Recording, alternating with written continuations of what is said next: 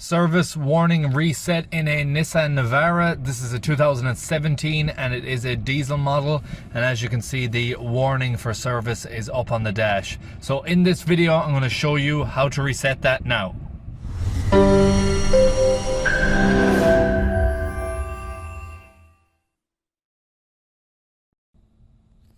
So with the ignition on, what you want to do is go to the steering wheel, this button here.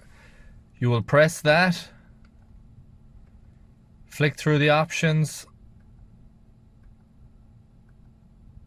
and when you get to the settings, you use this rocker button to scroll down, go to maintenance, and then push in enter, and you have all the maintenance options. We'll be going to oil filter, we'll be pressing enter again, and going down and pressing reset.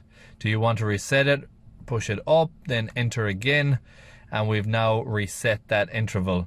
If you want to go to tire, you can check that as well. That's not set. And oil control system, we'll check that.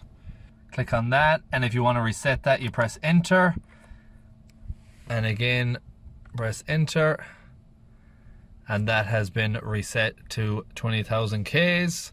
We go back out, and then I'll turn the vehicle off because there was two separate warnings on in this. Turn it off,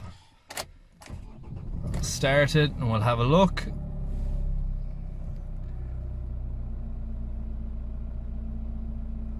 And as you can see, the service warnings have now been reset. I hope you found this video useful. If you did, please like, share, comment, and subscribe. And I hope to see you in the next one. Thanks for watching.